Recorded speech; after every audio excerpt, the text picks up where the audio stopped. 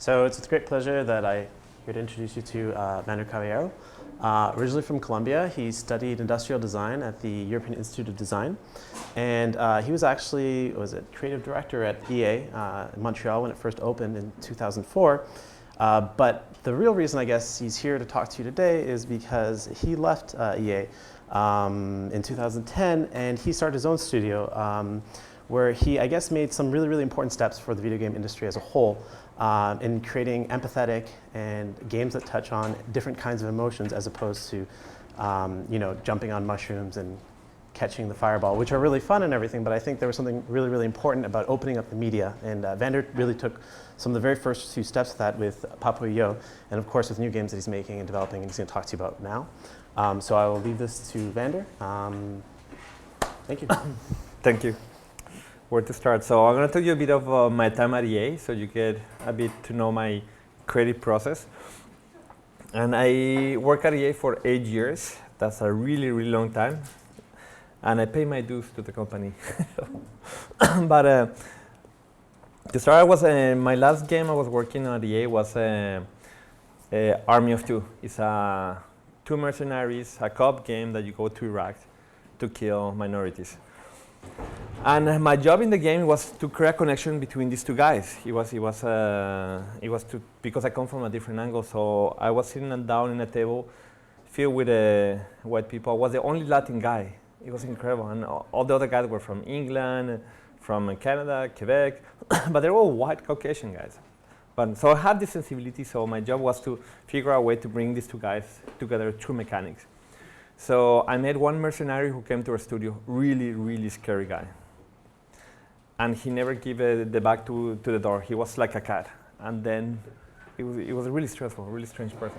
And they asked him, what happened if you're in war and suddenly your body gets shot? Like your best friend gets shot. And he told me, if the bullet goes through your arm and it does not break the bone, I take out a female tampon and I stick it. And I went like, oh my God, that's a crazy idea. This is the modern version of what it is, but I thought to myself, wow, this is blood, life, and death, menstruation, life cycle. It was really crazy, and I did a prototype, so I went there with this prototype, and I got and I showed it to the guys. All of them freak out. It was my purpose. I wanted them to freak out. And one of the guys said something to me that it was really astonishing. Men should only be penetrated by bullets. And I went like, oh! It went completely to the different opposite that I expected. And at that moment I realized something that was really hard for me. I was realizing that game actually, they're power fantasy imagined by Caucasian guys and supported by producers and creative directors. And I had to black down some of the pictures of these guys because I did this presentation before and some of the guys came out and they were not really happy that I said that to them. But my point is like, if these guys, I know for most of them, I know for a fact that they haven't experienced violence, a violent death in first hand. They haven't lost their brother, their father, their sister to a violent act. If they did, they will do in completely different games. So gameplay is shooting and stabbing is fast and it's easy. It's really rewarding. And when you play a shooter, it's really fun when you're a teenager, not when you're getting older.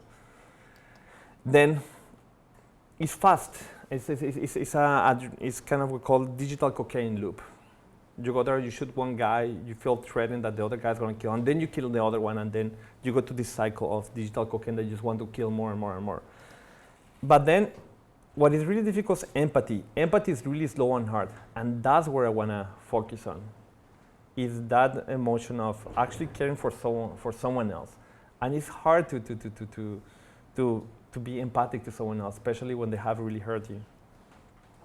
So I want to make a game about the victims, the powerless. So I was born in Colombia, and I saw little girls. But I come from a wealthy family. But I saw the inequality extremes. I saw little girls turn into prostitutes. I saw an after bomb. And I was 10 years old. I was going to school, and suddenly we heard a bomb. I don't know why. The bodyguard who was driving me to school turned right. And I saw a woman who his two hands were like disappeared from the explosion, and blood was coming out, and I saw her in the eyes, and it was it's hard to tell, but it's important to tell. I saw in her eyes, it was the first time I see fear of death in a way that I will never, ever forget. And that thing marked me forever, and that's what I say. I'm going to do minority games to tell the game and make games about the powerless. That other story. So my first game was Paponjo. Paponjo is a game about surviving my alcoholic father. He was a really violent man. He was also a good man when he was not drunk. And I'm going to talk about Paponjo after. Our second game was a Spirit of Spring. It's the experience of being bullied at school. The third one is Cali. It's a tragic love story.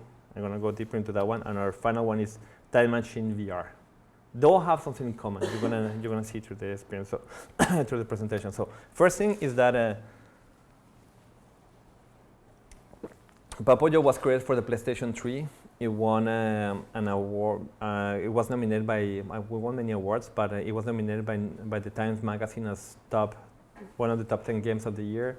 It was the first time a New York Times gave a full coverage in the art page for a video game. So I was really happy about that.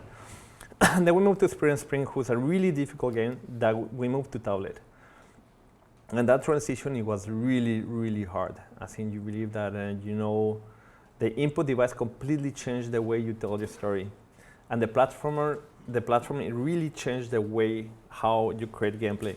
And the beauty of that is VR is coming. And VR 2016 is going to be the year of VR.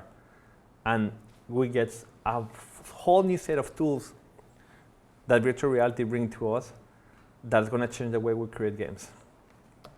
So let's talk about Papo and Yo.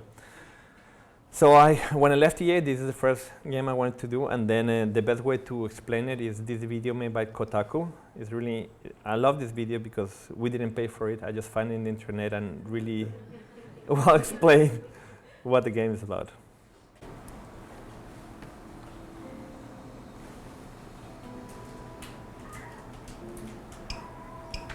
Playing Paponjo forced me to ask myself some difficult questions about why I play games.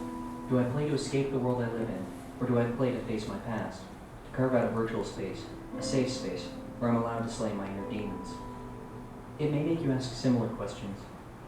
That's why it's one of the most important games to come out this whole year. Paponjo begins with the following dedication. To my mother, brothers, and sisters, with whom I survived the monster and my father, Vander Caballero. Caballero is Paponjo's lead designer. He's also a survivor of an abusive alcoholic father, and the game is a way for him to explore the abuse that he had to deal with growing up. In the game, you play as Kiko, a child attempting to escape his abusive home life by creating a magical realist fantasy. In the favelas of Kiko's imagination, he is no longer a trapped, powerless child. He can lift buildings, move blocks, and explore. He even has a robot companion that helps him fly and turn switches. Everything is magical and wonderful, until you meet Monster. Monster is a giant, lumbering, pink oak. He is fat and lazy, yet oddly charming in his own way. There are times when you even grow fond of him. But then Monster will get angry and violent, chase after Kiko, throw him around and make him feel weak and helpless. It's up to him to overcome Monster, to maneuver around his fits of rage, and eventually find a shaman that'll help him overcome his inner demons. That the game is a puzzle platformer makes sense given the subject material. Games like Portal, Ico, and Psychonauts have all flourished in the genre, because the focus on non-violent problem-solving allows players to work through nuanced plots without being forced to kill. Games are often maligned as being escapist, fantasies that we use to distract ourselves and smother the noise of the outside world. Paponjo defies that idea. It's a painful, autobiographical story of abuse and redemption, a glorious hero's journey for anyone out there who's ever been molested, raped, or abused. It's adult, touching, and personal in a way I've seen few games ever be, and a benchmark for what I hope they will become.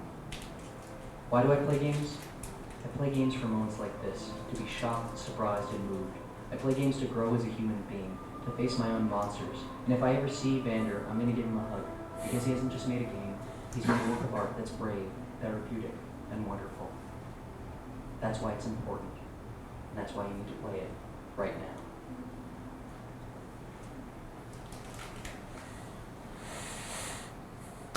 Well, I survived, so I'm here, I'm happy. No, what was really difficult when you have this such a difficult thing like having an alcoholic father is the secret, not being able to talk about it. So when you're able to talk about it, you're free. And that's something I wish for everyone who lived that experience, to be able to talk about it. So there's three things that I pay attention when I make games like this: the journey, the balance, and the design intent. What I mean by journey is this one. It is, can you bring someone from a place of sorrow to a place of enlightenment? That's really hard. Can you do it? Can you really do that for someone else? And a therapist once told me this one that is really good. It's like, you can bring someone to a place you have not been.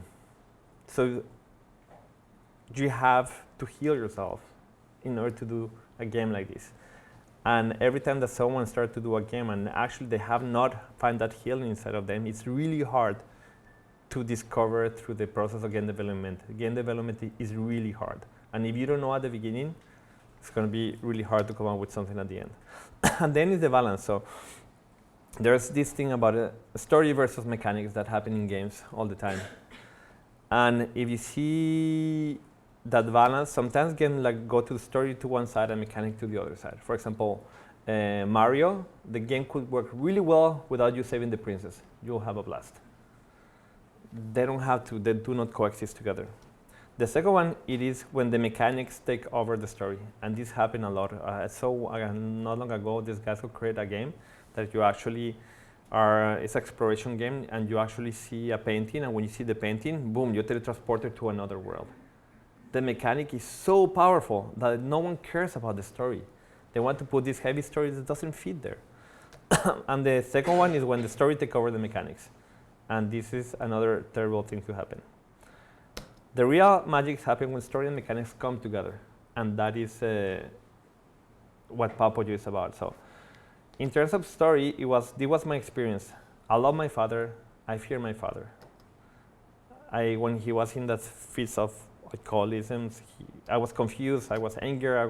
I felt guilty because I hated him. But at the same time, he was my father, and had this feeling of guilt. It was really confusing. It was an horrible feeling. And I wanted to bring that to the mechanic in the game, so people feel that minute to minute. So the mechanic in the game is about you have good monsters, so he's an AI bot moving around, and then you can play with him, you can play ball with him in order to, the game is about solving puzzles, so you have to bring him to certain areas. So it's pretty nice to play with him, but then there's frogs in the level. So when there's a frog and the monster sees the frog, he runs after the frog, he eats it, and he turns into flame, and he starts running after you and start actually attacking you. And that's a really terrible feeling, and everyone who played the game and most of the people who come from a background like I did, it was like I really punched to the stomach. And then what happens is that you find a rotten fruit, and you give that rotten fruit, and the monster vomit the frog and he come back to normality. So that is where the both came together, and actually it's one-to-one, minute-to-minute experience are reflected in the mechanics. And when you do that, boom, you have it. That's the games that we have to be building today. So one of the things like interesting is like the reason I was able to do it because I spent 10 years in psychoanalytic therapy. It was a long process. So what I did is just decompose how I dealt with this, with all the guilt and the rage, and then I transform it into a game. So it's kind of therapy in a box. So Papoyo is therapy in a box, and it's beautiful. It's beautiful because it's completely different than when you make a movie. When you make a movie, yes, you can go watch a movie about an alcoholic father, but the temporality aspect of it is not as touching as when you're playing a game and actually the monster is attacking you and it's in a fit of rage, and he's actually there, and then you want to throw the controller, that to keep moving through the game you have to play it back. It's really, really intense emotion. And finally, the design intent. So, to the story, it is we have this overarching act of the hero journeys and how to overcome being abused by an alcoholic person. That one. And then design intent. So design intent is something that is really important because sometimes when you're a game developer, you get stuck into the code process of coding or designing stuff, and then you forget what you're doing it. And that is really important that you remember every time while you're doing it. So for example, at the beginning of the game, I wanted to give people the sense of power. So that is Kiko lifting up a box and that box move another house. And when you're playing the game, you feel like, wow, I'm so powerful. I'm in the imaginary world of this kid. So we designed a mechanic specifically to make you feel like that. Then when Monster eats the frog and he starts attacking you, it's such a hard moment in the game that we need to balance it out like I did in my life. So when my father was drunk after, okay, he go to sleep, and then when I wake up next morning, what do? I play Lego. I find something to do to make me forget about, get some control in my life. So it was always about playing and building stuff. So the next level we created after that one is this one is it's one of the most beautiful puzzles. You go collecting houses, and these houses transform into this snake that's gonna build a bridge to go to the other side. And it's one of the most beautiful and fun puzzles of the game. And I think the fact of it is that it came after a really tragic moment in the game. So suddenly that is the design intent is crucial for delivering an experience. So. For example, one thing that we had to pay attention to was the fun, the notion of fun that we have. So a lot of level designers in the game created some levels that were really, really fun. And then I played them and said, this is really fun, but it doesn't fit at all in the story. So we have to cut levels that were really fun. And for the designer, it was, what? I had to call levels that are fun? What is this about? It was really mind-blowing, that one, for some of them. So an example of that one is like, I caught a really fun level and I put this. This is one of the final scenes when you meet the shaman. And this status, they're supposed to be the characters in the game, and when you pull this lever, you see the real life. So this is a monster running after Alejandra, but when you pull the lever, you see that it's an actual guy trying to molest a little girl.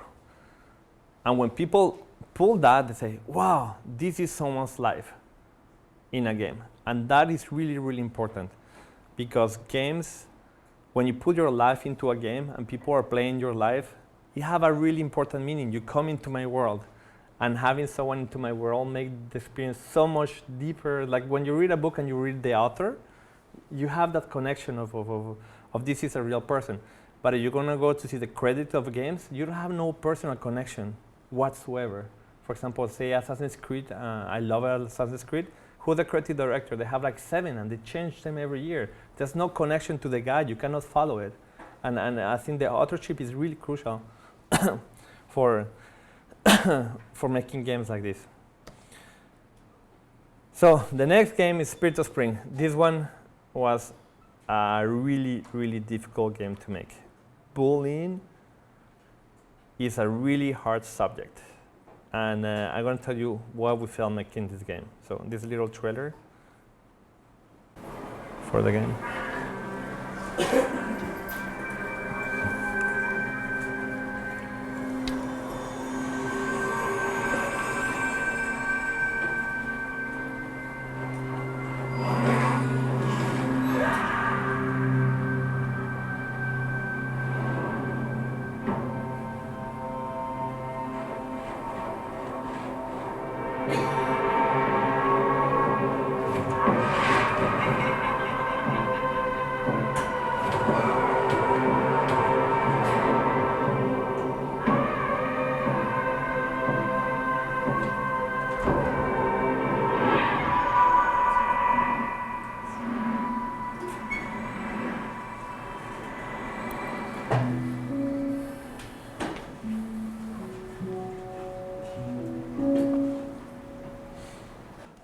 So let's go and analyze this game in terms of journey, balance, and design intent. So the journey started like I just finished Papo. I just couldn't do another emotional game. I was like, oh, I can't. I need some time to go over. So, but we got a grant from the Canadian government. This is my partner, Ernest Webb. He's from the Cree community. And then there's my other design buddy, Ruben Farus. And then Ruben, after he saw what we did with Papo and Joe, he said, okay, we had to make a Spirit of Spring about a meaningful story. Say, and I wanted to make it about bullying.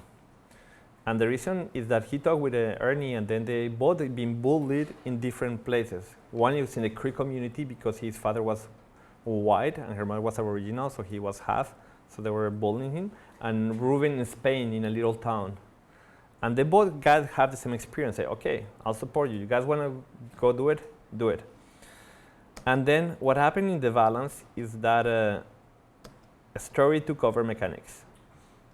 This is one of the major mechanics of the game. So you're in this world, and actually you're building, you're collecting spirits, and you're building bridges to get to the other side.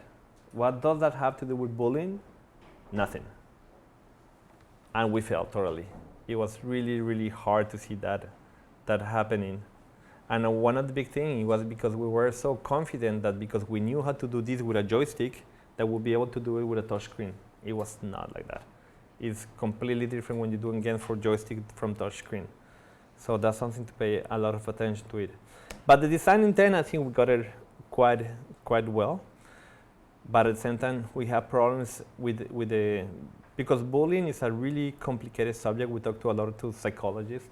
And what happened is that either you're the bullied, the bystander, or the aggressor. And people don't stay in one, they move around it. It's not true that the bully is going to become a bully all his life. He's going to move, and they move around. And that is a really complex thing that happens.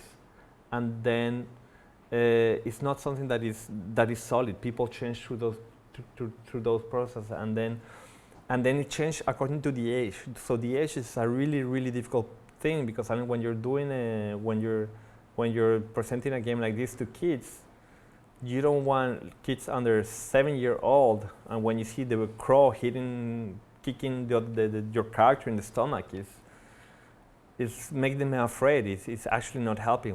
So what happens when you do with younger kids is actually you have to help them build their self-esteem. When they're older than 7, there's a complete other way that you have to deal with the subject. And then the graphic of the game, we looked for kids, so suddenly it didn't fit the game. So, but in design intent, so the Act 1 was a fear of violence. So everything was about bringing our character Chihuahuatin to the level, and having this cross speaking on them. And one of the things that we wanted to do is that we didn't want to create a perfect character. So one of the things that Chihuahuatin, you say, go over here, and he's always stumbling, he's always falling. And it was something that we purposely did in the game. So I say, and you get angry with the character, say, what you're falling all the time? And so suddenly the player also become a bully to his own character. It's really interesting. And then what happened is that then we bring into the space of anger and impotence. So when you were bullied, you just want to get back to the person who aggressed you, and you just want to punch them, but that's what you want to do in some kind of rage, but you feel impotent. That's the reason you don't do it. And if you do it, you will never overcome a bully by punching them, because what happens is when you punch a bully, then yes, they may stop aggressing you, but you're never going to become the cool kid. You're always going to become the weirdo guy who kicked the bully. So it doesn't work. You actually don't solve the problem by doing that. And then we bring it to this moment that is the false power. So there's a little fox in the game who tell you, I have the power who's going to help you to overcome the bully. And it's kind of, right now what happened with the Tale of Spirits that you build, right now that Tale of Spirits become kind of a bazooka. You actually start destroying everything. Everything you touch, you destroy. Like the trees, everything that go through your path, you start destroying. And it's kind of like you make a first-person shooter and you give the bazooka 3/4 inside the game. And people go there and they have a blast. They say, oh, really, and right now I'm really going to kick those crows' ass. And then when you get there, actually it doesn't work. They actually punch you again. And that's one of the fake parts, that's one important part of bully, that false premise that drugs can give you or other type of stuff. And then finally, we bring into the despair and shame. So suddenly at the game, there's a point in the game that actually there's nothing you can do. You don't know what to do, and then you just sink through the ice and you go through the bottom of the you get to the bottom of the ocean, and it's kind of we want to evoke that loss of hope, suicide. And then when you get there, you get to a sequence that you actually start healing your best friends. And we bring it to this point of that the real power is confident and your friends. That's how you overcome bullying. It's a really complex thing. And I'm so sad to see that the game didn't work as well as we thought it would. It's just because of the complexity of the subject. Good, so let's talk about Time Machine. We move into VR. And whom of you do VR? Whom of you have tried virtual reality? DK2, DK1, DK2? Okay, good. So,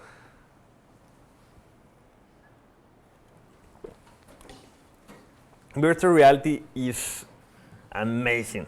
So, it's going to solve every problem in the world.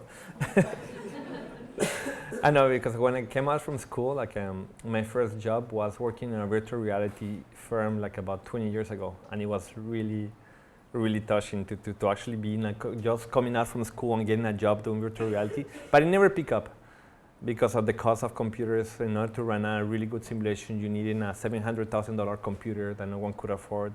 But right now, you can get a VR kit. Some of you have the Gear VR? Good.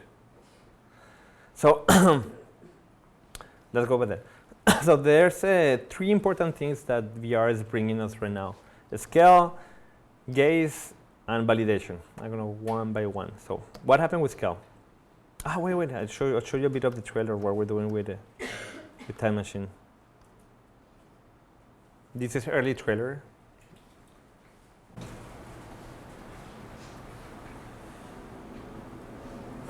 Hey. Coming live though.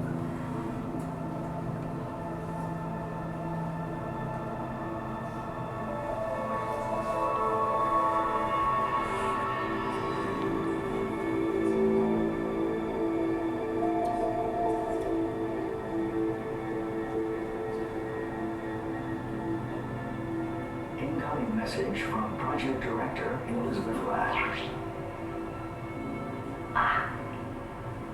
My time traveler, I hope you're ready for what lies ahead. I've never wondered why it is that all children love dinosaurs. I remember being so small and looking at those huge bones. That desire to understand. That's what spurred Marley Research, my company, the pursuit of time travel. So you see, the entire museum, it all began with the dream of this journey. I always thought I'd make the trip myself. But it takes a strong person to put their faith in others. I should let you go. Safe travels.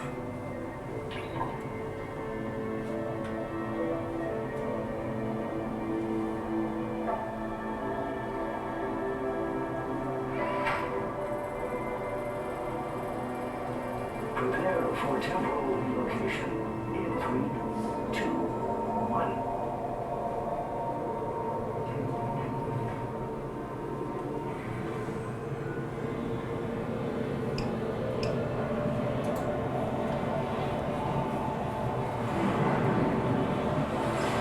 Congratulations.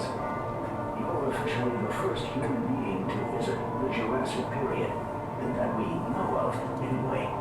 Tag several of them with a tracking probe so we can better understand their movements.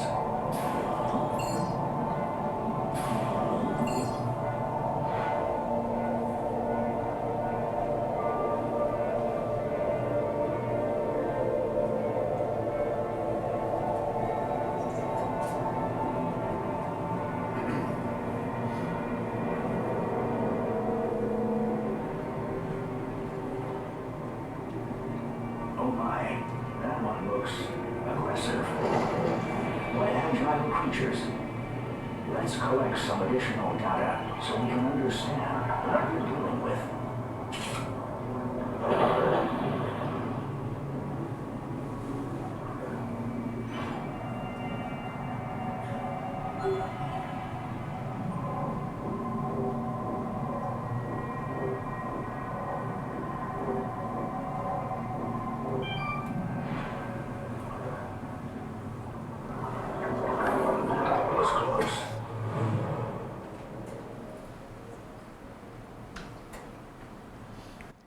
So the hero in these games are scientists, so you guys should be really happy about it.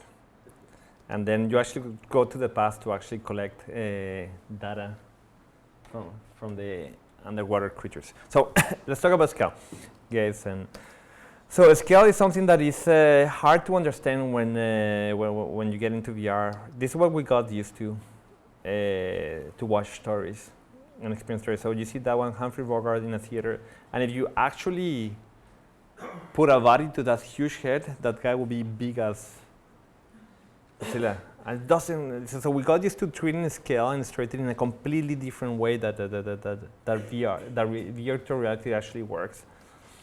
So in virtual reality, you actually get the real sense of a size. It's really impressive when you're there, and you actually get, oh, that's a really large creature, and actually it goes to your reptilian brain, and you actually trigger a lot of figures that you couldn't trigger if it was not on VR. It's really, really powerful. So there's a couple of games that came out, like this game's called Africa. It's a safari for the PlayStation 3. It's a really beautiful game, but you don't feel afraid like it is. You don't feel afraid of these creatures, and you actually what we ended up doing in games is playing with symbols. Because we couldn't feel in a 2D game, you couldn't feel the scale and the fear that brings to you. So we make games, we start playing about viruses, zombies, and dead, and we make them bigger and uglier. But in reality, if you get close to an elephant and you're in the jungle and that thing gets close to you, you actually start running, you freak out. And that's what happened in VR. So VR is giving us the beauty of nature back, and we can use it to make amazing stories.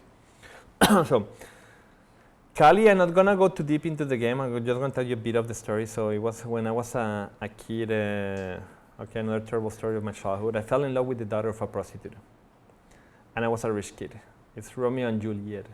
Terrible story, terrible ending. And I think I can do that game in VR because of gays.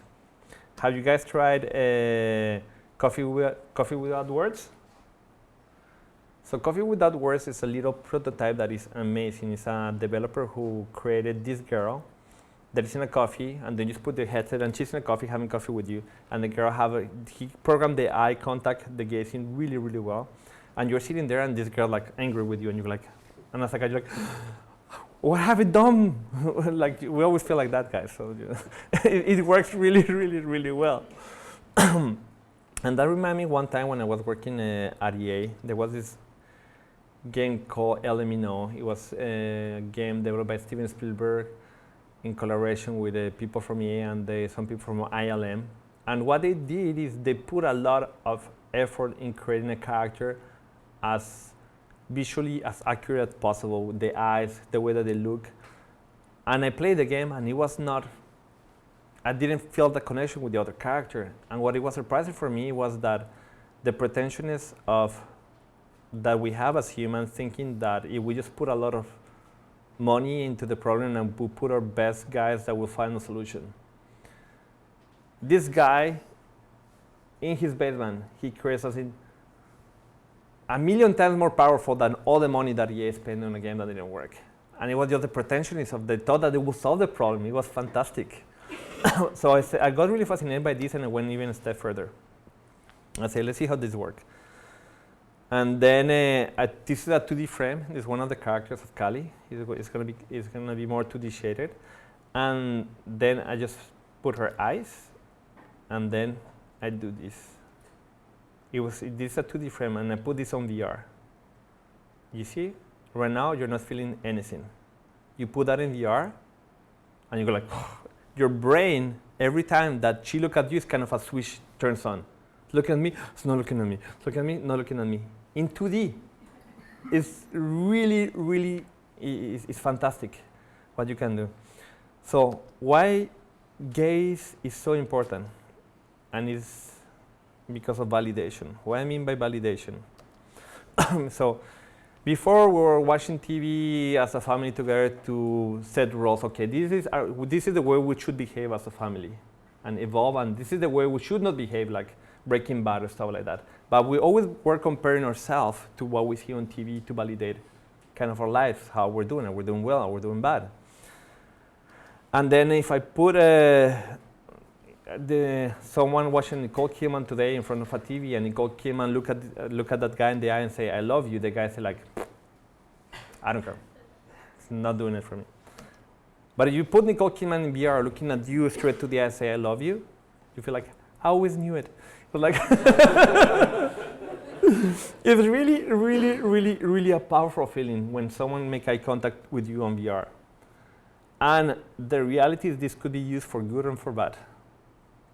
Pornography is going to be, I have tried pornography on VR, is incredible. It's something, it is really weird how you react to it. And then what happens is that the goal of this pornographic star is to validate you. So imagine a guy with $1 or $2 for $5, he's going to get validated by a really beautiful woman. And that is going to be the biggest drug you can give to some people. That's going to be terrible. And right now we have to be careful for that one. But it's not only happening in the pornography side, it's going to happen in the politicians. You're going to have all these politicians who have an amazing rhetoric talking to you in the face. Like if you try the one of Bill Clinton, it's not that great what Felix and Paul, but they shoot a piece of gear VR right now. You're in his office in New York. And it's amazing. You're there with Bill Clinton. He's talking to you, and right away the guys take you. It's like the rest of the editing doesn't work that well, but it's really, really powerful feeling. So there's a lot of things that can happen. So this is the beauty. The past is gone. Gaming, PlayStation, mobile phones, all that one is gone. VR is coming, and is the most powerful tool I have ever experienced in my entire career for storytelling, for engaging people.